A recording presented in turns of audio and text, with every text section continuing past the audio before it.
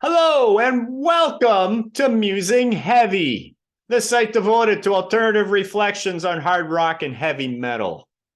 My name is Stephen Meyer, and the topic of this series is called Heavy Music Visionaries, Inventors, Innovators, and Followers, right? And this is actually a 7-part series. If you're following the YouTube presentations, you can read the entire paper in text form if you'd rather. But a 7-part series in terms of the YouTube presentations.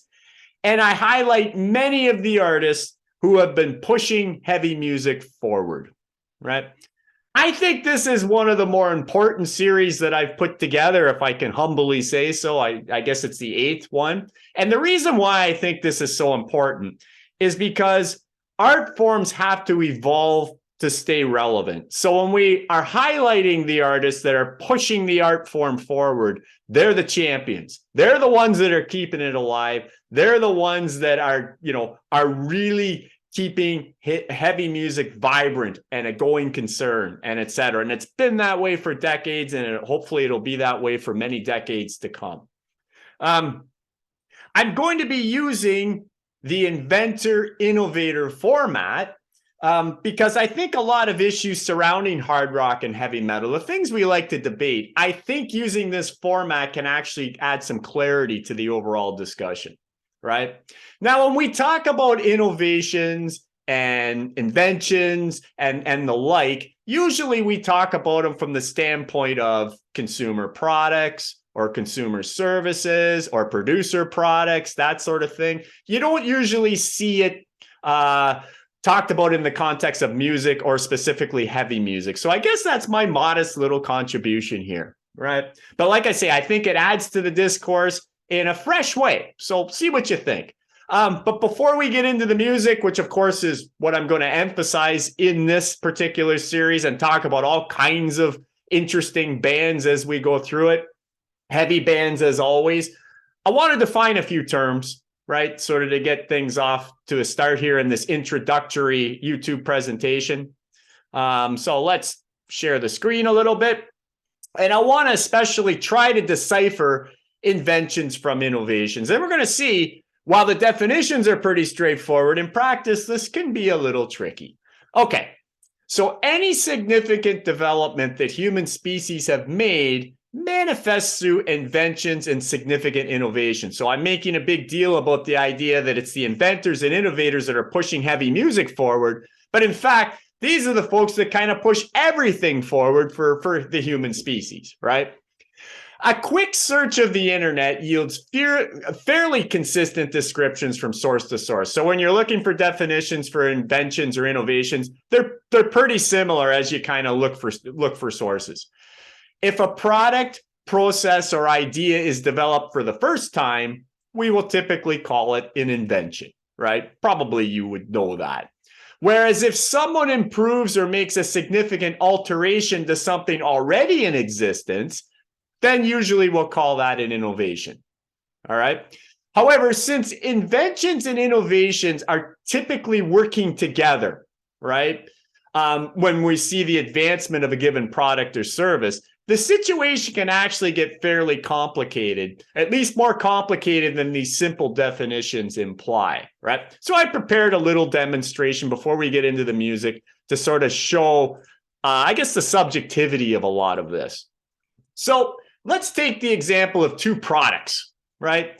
One, the gas-powered automobile, which was invented in 1886, and by strange coincidence, the invention of cola also occurred in 1886.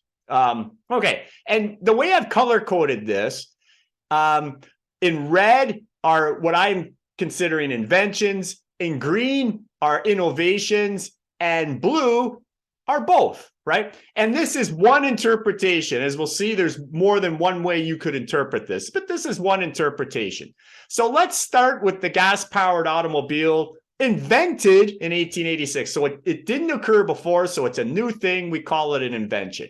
But through time, we know that automobiles, there's been progress in automobiles. They've been developed in all kinds of interesting ways, redesigned, etc. And sort of one path of development is to become more environmentally friendly. So we're moving towards more people driving battery-powered automobiles, right? So one interpretation would be that the battery-powered automobile is an innovation. Yes, it's a significant change from the gas-powered automobile, but it's not so different that we'd call it a new thing. It's an innovation on something that's already existed, okay? Would be one interpretation. But part of this process, somebody along the line, actually even before 1886, had to invent the electric battery.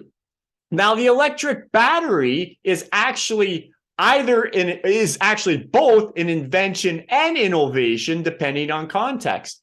The electric battery is an invention. Somebody had to invent it before there was nothing of the kind that was in existence.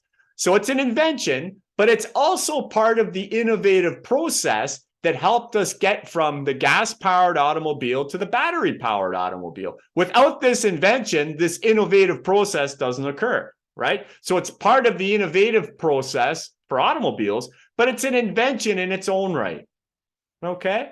So you can kind of see where this, like I say, it gets a little more complicated in practice, the differences between inventions and innovations. That one person might call one thing an invention, another person might call an innovation, and then some things are both, right? One other quick example, colas. So the original inventor of the cola, that occurred in 1886. We didn't have colas before that.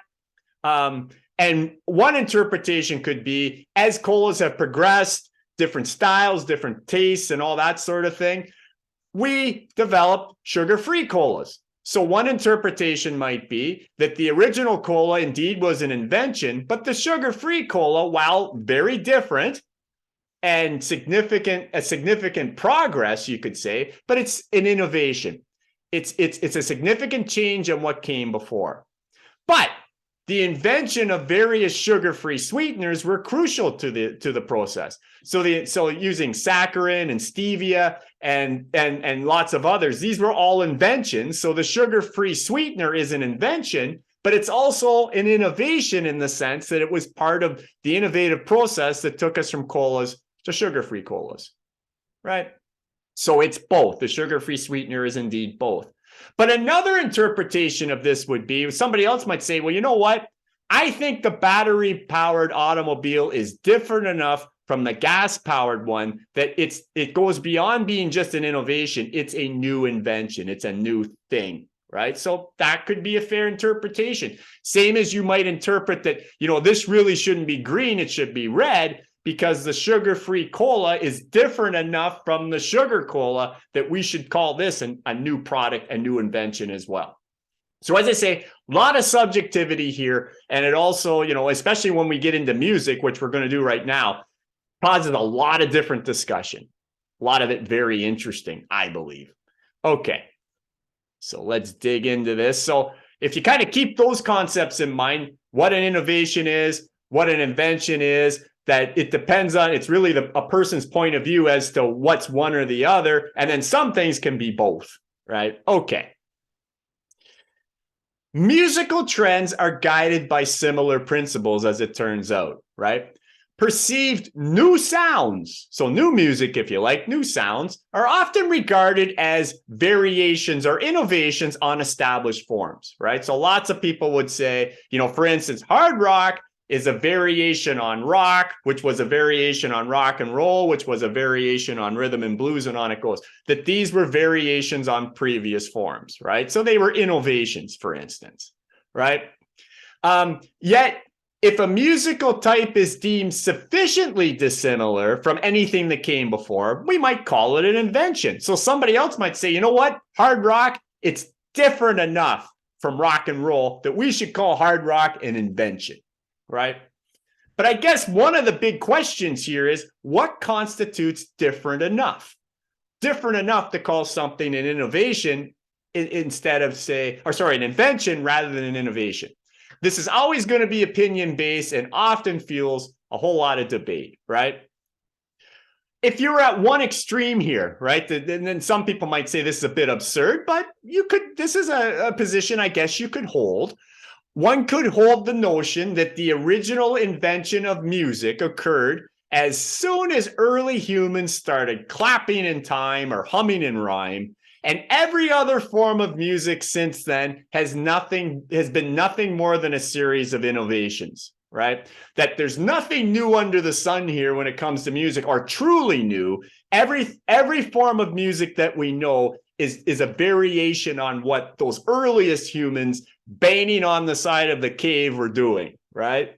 Okay, I guess you could hold that opinion, but most people who study music or just look at this stuff and more informally are probably not going to be satisfied with that definition, right? So, for example, I would say few people are going to view, say, pop country, death metal, and freeform jazz as sort of somehow part of the same category, right? That somehow we can logically group these together.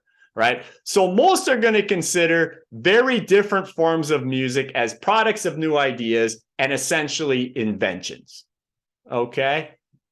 So again, but there's subjectivity there, right? What you might consider, really different and say, that's got this type of music, that's got to be called an invention. That's truly new, that's truly visionary, that's an invention. And I might say, oh yeah, okay, it's different. It's really important, this new form of music, but really it's a variation on what came before. So I would call it an innovation, or vice versa. Okay. All right. In regards to two specific categories of music, right? The types of music I talk about on and on about on this location in other series as well.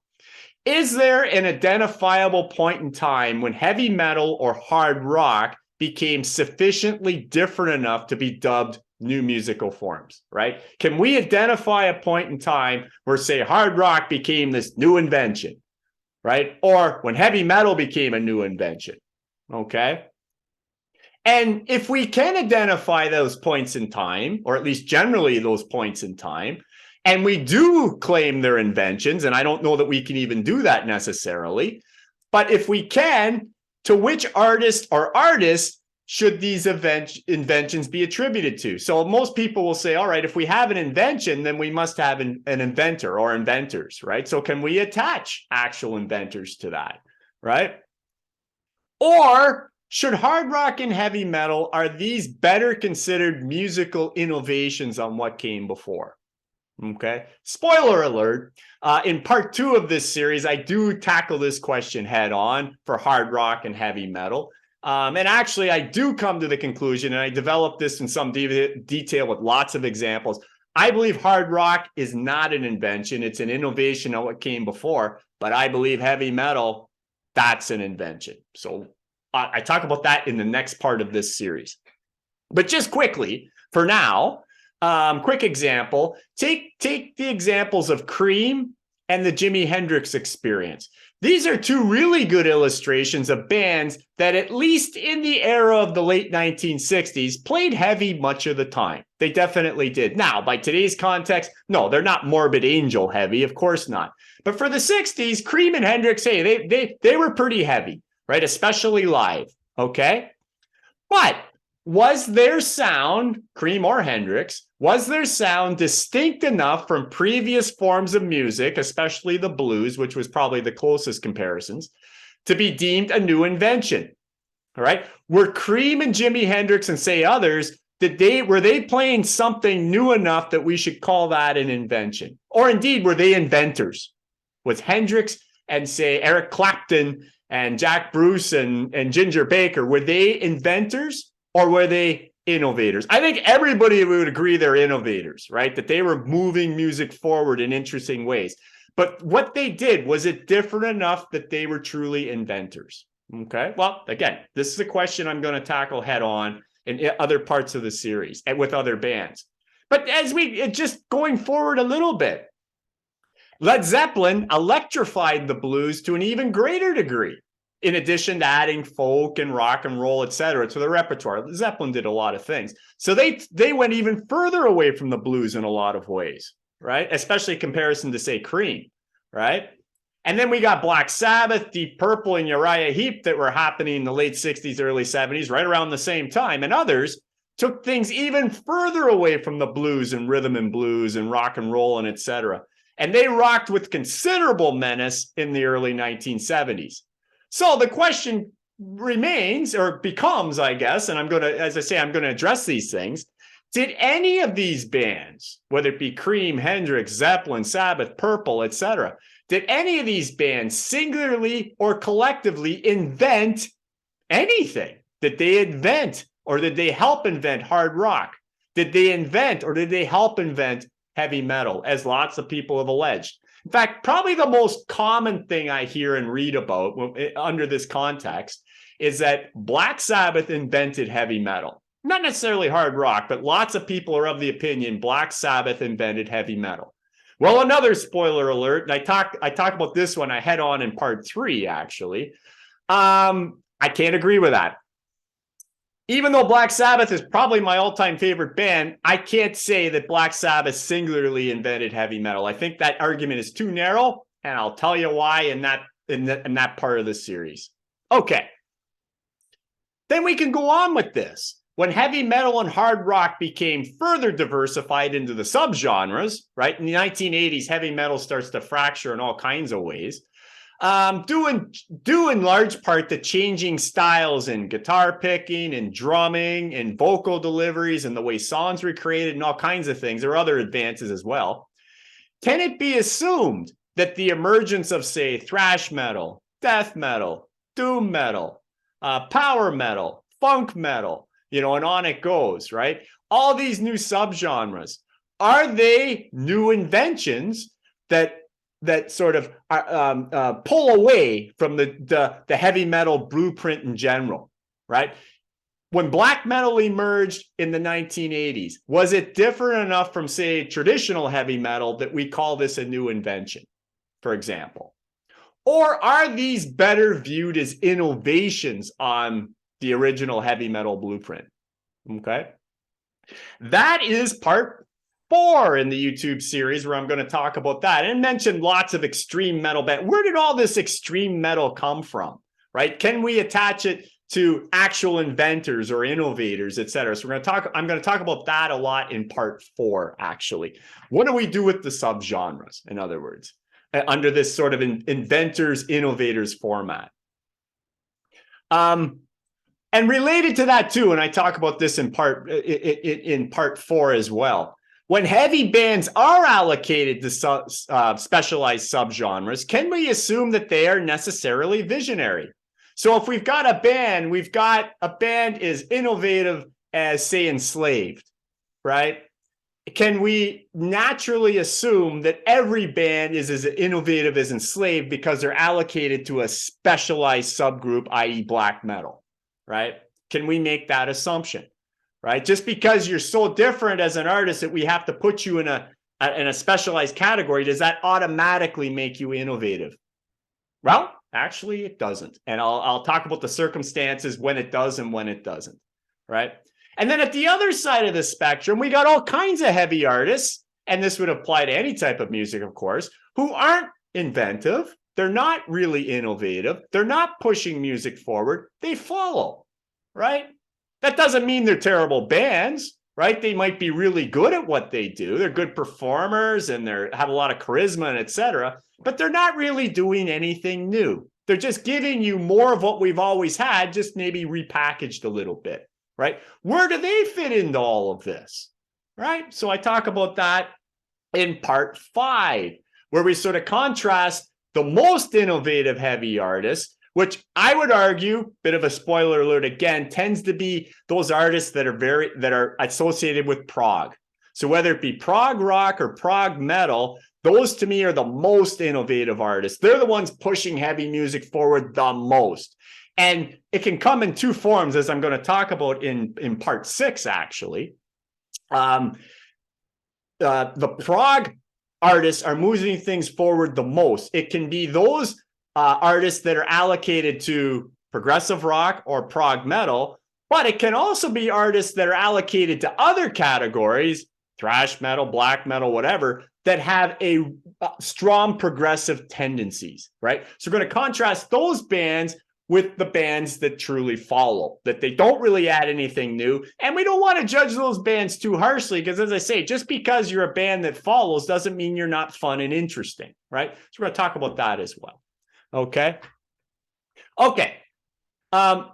When these issues are addressed, I look at this as a high level of interesting confusion always seems to emerge, right? Again, this is why it's so fun to debate these things with other people or just to talk about this stuff, right? In large part, again, there's always going to be interesting confusion with these types of topics, these questions that I'm raising, to a large degree because music's always going to be in the ear of the beholder, right? And that's just how it is, right? What I might hear is, oh, really different and really innovative. You might hear it as, oh, you know what? I've heard that before. Nothing new really here. It might be cool, but it's not really new, or vice versa, right? So it's always ear of the beholder, right? So I think that's why we have interesting confusion here, right? But I think there's also interesting confusion because terms such as invention and innovation have not been applied clearly in the context of assessing the origins and the evolution of heavy music. And I think that's where this discussion is going to help, right?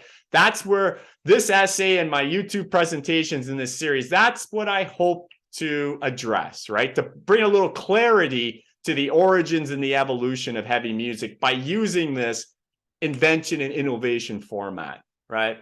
So that's what I'm hoping to do. Or at the very least, I hope I'm just adding to the discussion in maybe a fresh way. So I hope you'll join me for part 2 and any of the other parts you might find interesting. I've had a lot of fun putting this series together, so hopefully this will be fun for you as well. All right. So until part 2, take care. And as always, stay heavy.